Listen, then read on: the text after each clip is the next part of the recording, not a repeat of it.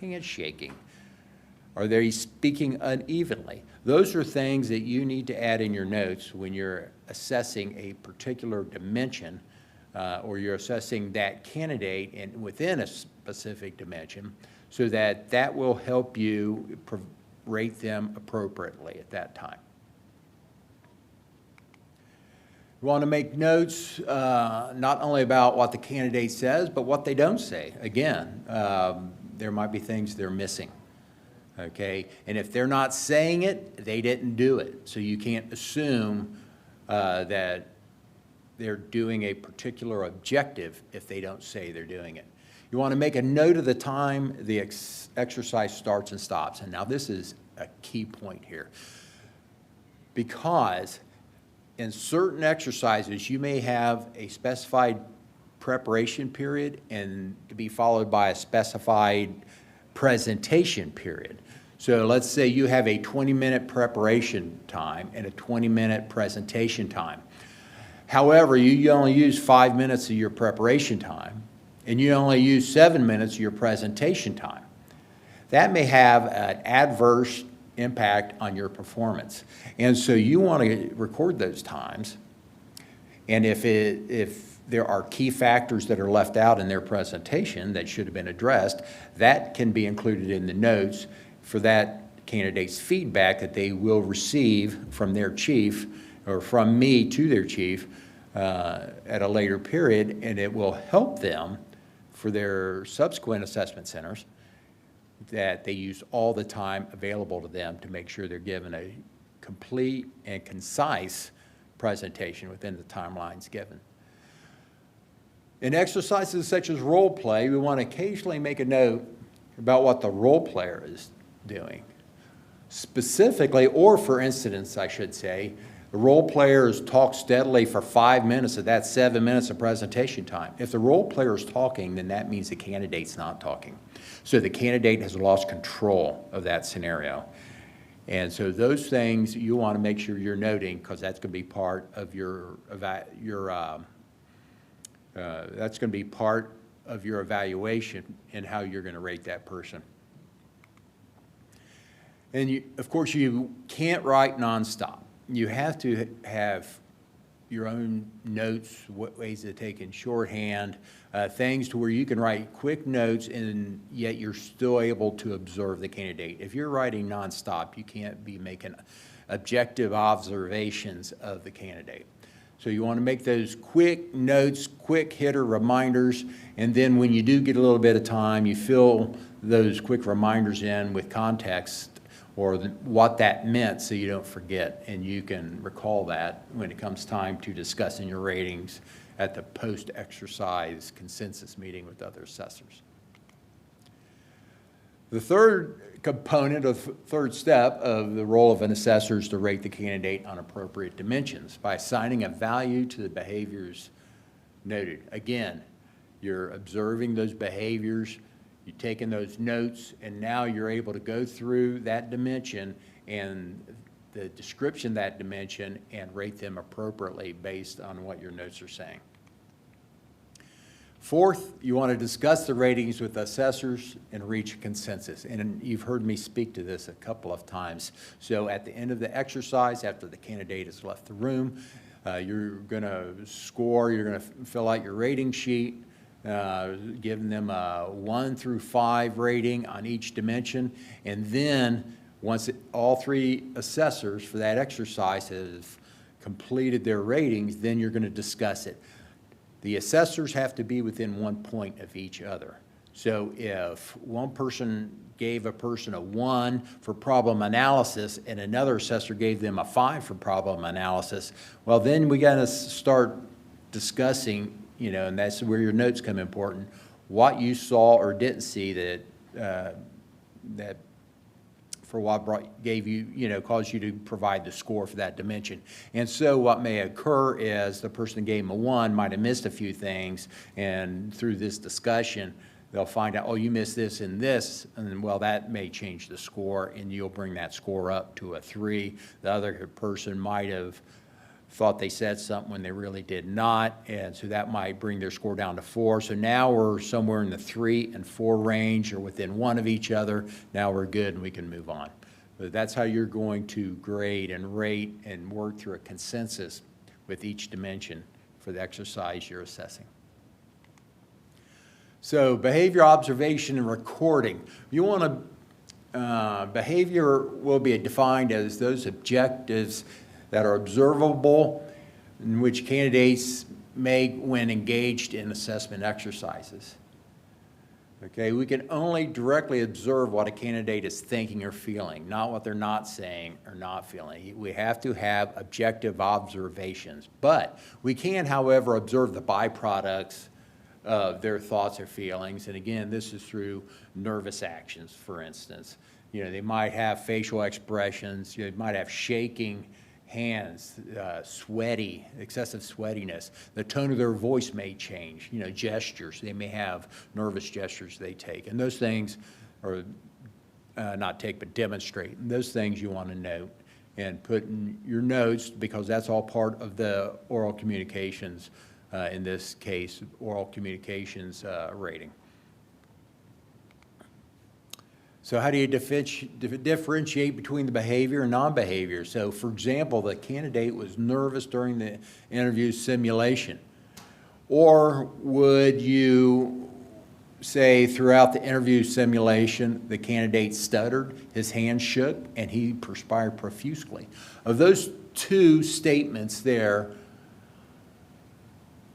which one do you think would be a more objective observation that would lead to a better rating that is clear and unambiguous to what your intent? I would challenge you and I would encourage you to think the second one, because that candidate stuttered, their hands shook, and it perspired profusely. That describes their behaviors. The other one just gave a very general statement which doesn't really, without context, which really doesn't tell you anything. So again, the second response is preferable. It's focused on objective and observable responses. It's not in a general impression, and it allows the other assessors to determine for themselves whether the candidate was nervous or not. Okay, again, so when you're having that consensus meeting, that can be notes that you can bring forward, and that may help the other assessors rate a dimension appropriately. You know, where had you not made those notes, they may give them a better or a worse score otherwise. Okay, as an assessor, you should never try to record everything a candidate does during an exercise. Okay, just don't do the blow-by-blow accounts. Just quick hitter notes, because it's hard to write lengthy notes and observe the candidate. So don't try to write everything down. Use your own system. Come up with your own keywords, your own shorthand. Limit your notes to dimension behaviors only. Okay, don't try to grade things that are outside the scope of the dimensions. Make your notes as brief as possible. Use keywords, and as you can note there on that last bullet point, elaborate on your notes before you forget at your first opportunity when it presents itself. So the typical assessment center dimensions, and you'll see this in almost every, keywords, almost every assessment center that the Miami Valley Fire and EMS Alliance will host or present. These are the dimensions that we're going to be analyzing or be assessing, and that's problem analysis and judgment. That's one dimension. Oral communications is the second one. Written communications, a third. Planning and organization, your fourth. Interpersonal relations and organizational sensitivity. And then finally, initiative and decisiveness. Now, let's say our exercise is a written exercise. Well, that may, so when you see your rating sheet, you won't see an oral communication dimension to be rated. You'll only see the others. And conversely, if it's a role play exercise, you probably won't see a written communications, necessarily see a written communications dimension on your rating sheet for that exercise, because that doesn't apply. So Again, it's all pretty self-explanatory. Organizational sensitivity, though, I will want to touch on that for a second. Those are decisions you make that have an impact upon not only your organization, your fire department, but also the city organization. So the decisions you make, how does it impact them? And did the candidate bring that out in their presentation? Did they demonstrate that behavior and how it would impact their department or their city? Okay, some of the exercises that you're going to see, or the exercises you may or may not see, are going to be an in-basket. Now, not every assessment center is going to have an in-basket. That is 12 items, and it's going to require 12 written answers. And each candidate will do that. Not every department does an in-basket. Some of the departments, instead of in-basket, they do a written exercise, which they're posed, each candidate is posed a question, and they have 30 minutes to write their answer. And it might be a strategy, might be an apparatus purchase question, it might be goals that you plan to achieve as your new rank, and why that's important to you and the organization, those type of things. And they'll be given like 30 minutes to answer that question. And so you'll see either the in-basket or the written exercise in an assessment center. The second exercise you'll see is the tactics exercise. And that'll be an exercise that'll show some videos, and the candidate will answer how they will respond as in their rank to that particular slide, whether it's a fire or a wreck or a hazmat incident or something along that line. And then you'll have the oral presentation, and that can be a couple different things. The oral presentation, you'll be doing a training class to a group. You may be doing a training class to the citizens, but nonetheless, the candidate will be given a scenario, and they'll have a prep time and a presentation time to give to the assessors. And then the role play, and that is oftentimes a troubled employee. Doesn't always have to be. We have several different scenarios, but it's going to be a role play. You're going to be an actor that's going to be posing as one of the person that is speaking with the candidate. So the candidate's going to be acting in their rank as a lieutenant or battalion chief or whatever the assessment center's for, and they're going to be having some kind of structured interview possibly, or a troubled employee type interview with an employee, the actor. So the research of ratings has suggested that there are many sources of errors when we rate candidates. But one way to reduce or eliminate those errors are to be aware of them, and to be aware of them and to not demonstrate those, or work on trying not to demonstrate those. And the first error will be the halo effect, or conversely, the horn effect. And what that is saying is that the candidate did really well, hit it out of the park on one dimension, so all of a sudden the assessor says, well, then the next one, they have this preconceived notion that the second one, they're going to hit it out of the park, but they're going to get higher than maybe what they deserve rating on the rest of the dimensions because they did so well on the first one. Or the horn effect as the opposite effect, they really tanked on the first one. And so now you have the assessor has a negative feeling on the candidate and will grade poorly for the rest of the dimensions for them because they think they're going to tank those as well. So the remedy for working through this is to grade each performance or each dimension independently. Just be cognizant of it, that you're grading each dimension differently, and all candidates are going to have strengths and weaknesses. In some dimensions, they're just going to do much better than others, and you just need to be aware of that. Got the central tendency error. That's the person that gives threes for everything.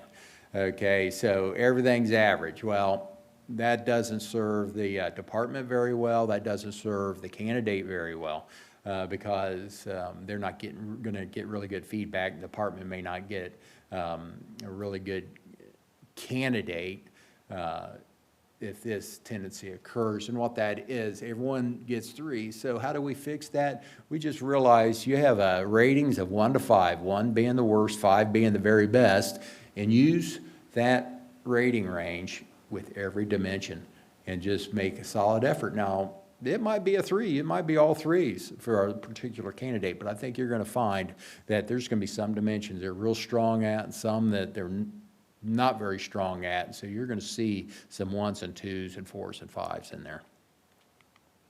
The leniency or toughness, either a soft grade or a hard grader, it's going to impact their scores, either lower or higher ratings than what are justified. Okay, so the remedy, again, just use the entire scale at the appropriate time. Take good notes and use them when you're looking at that dimension and its definition and rate it appropriately. The first impression error. It's kind of like that salesperson that has pearly white teeth putting their hand out and they're a lot of charisma, you know, very likable and speaks well, but once they get into the exercise, not so much. Okay, they might look good and present a good image, but they're just may not be quite ready. So you got to fight that first impression error. So again, be objective. How do you fix this? Just be objective. Observe the candidate the entire time before you make your final rating. Don't let that first impression skew your ratings.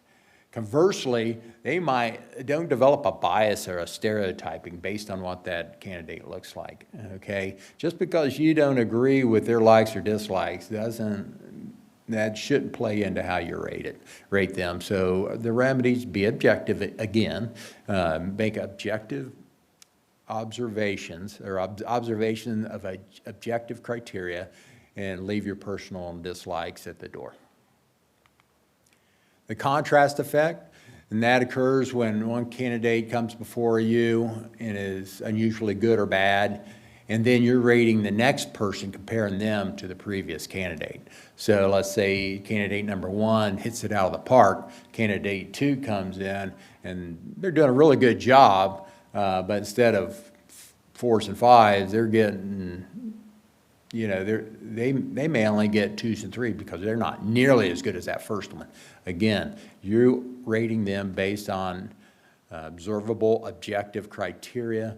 So rate them on each dimension, 1 through 5, and don't compare this candidate to the previous candidate. Rate them on their action. You're comparing them against themselves.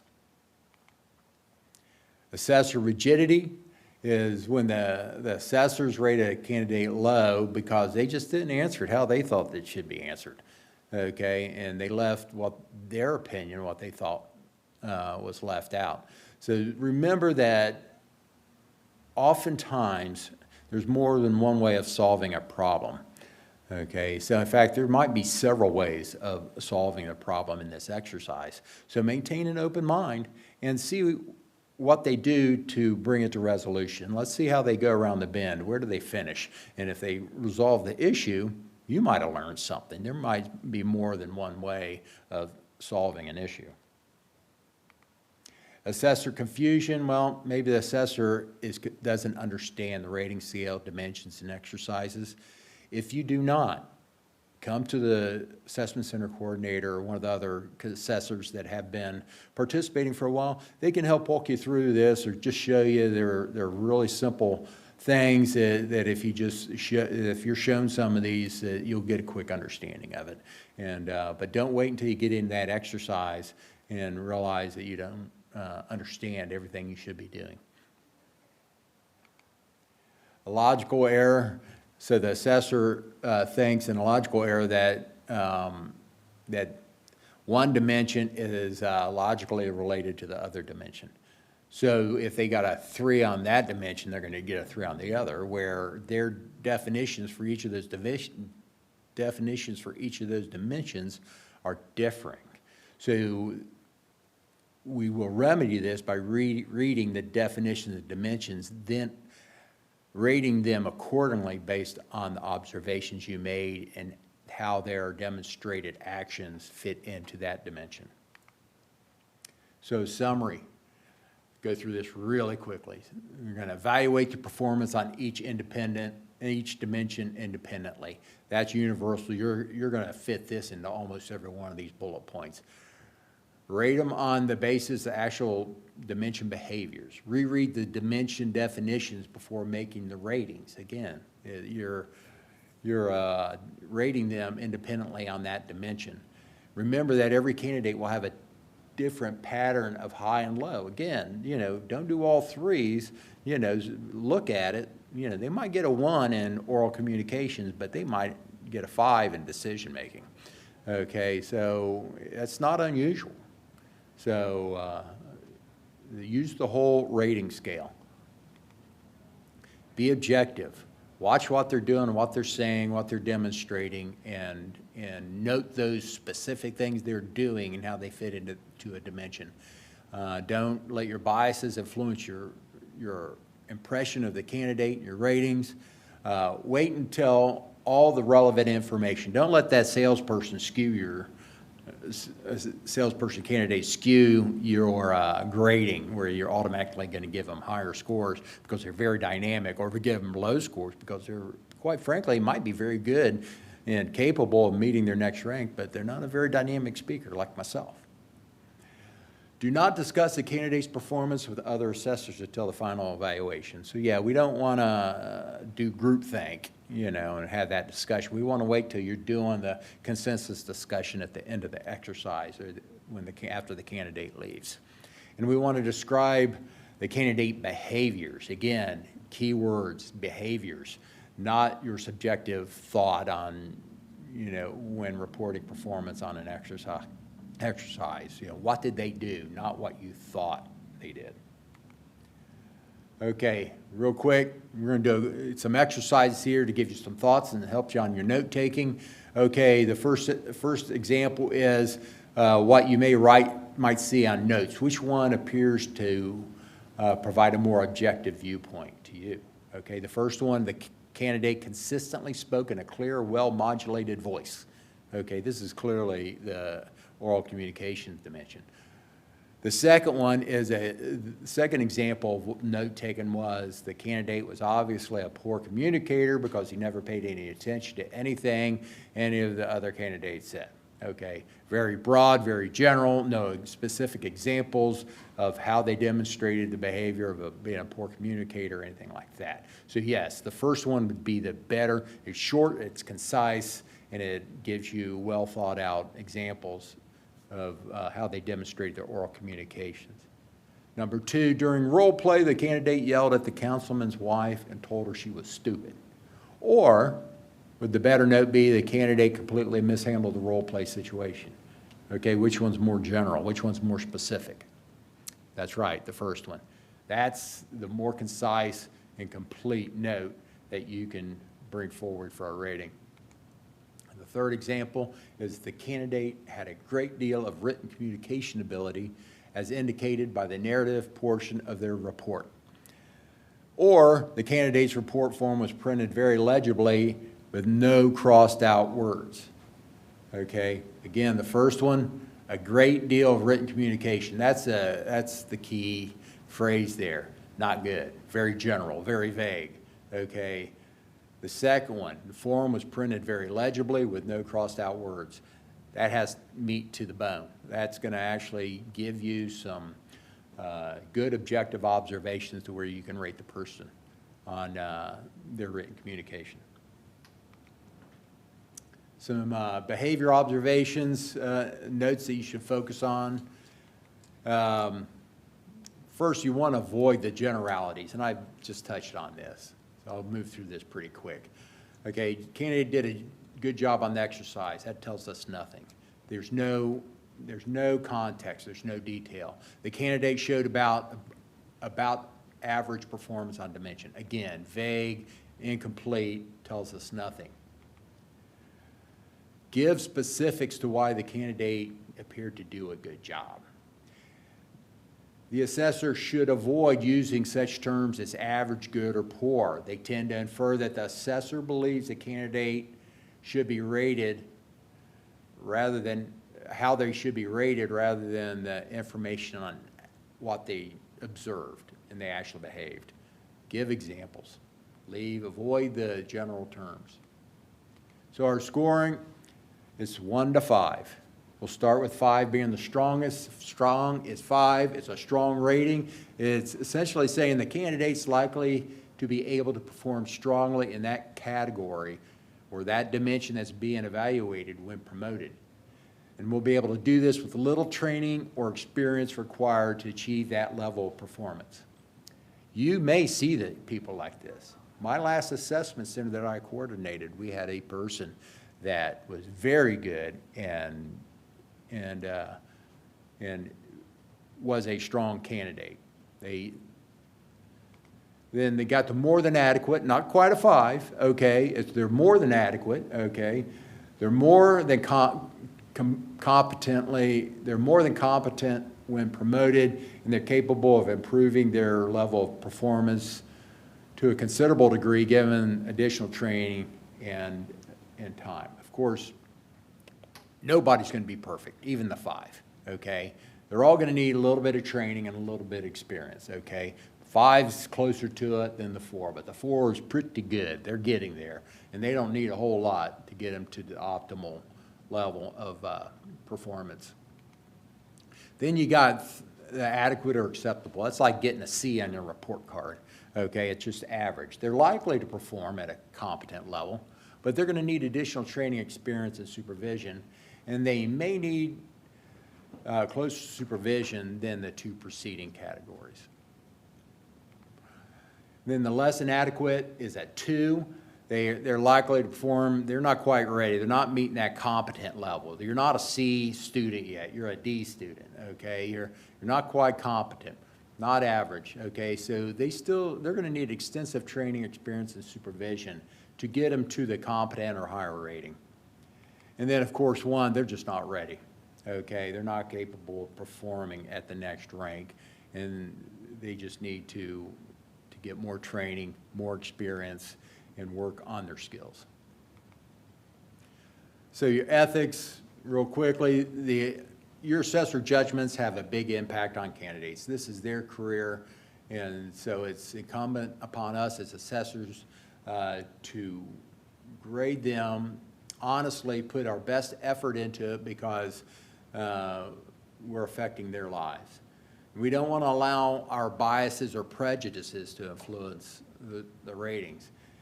All the candidates should be treated fairly and equally, whether the way you treat them or whether you rate them. And the assessment data that you accumulate throughout the exercises, such as your notes, reports, and rating forms, are confidential, and you should not be sharing that with other assessors or other people outside of the assessment center context. So in conclusion, finally, we're there. The training program, intent of this training program was to provide the assessor with a basic foundation on which they can build their skills and competencies as an assessor. Of course, you'll get additional specific training at the assessment center to drill down to what we're going to be doing that day. And then, of course, if you have any questions, let's make sure you bring those forward before the assessment center starts that day. Once you've completed this training, please email me at the address that's on the screen, payne136@gmail.com, and let me know that you've completed the training, and I will log it in appropriately and add you to the assessor list so that as assessment centers come forth in the future, I'll be sending out emails to invite those interested in being assessors for that particular center. So your name will be added to that list once you've completed the training. So thank you very much. If you have any questions, please feel free to shoot me an email at this address, and I will certainly work with you to answer any questions you may have.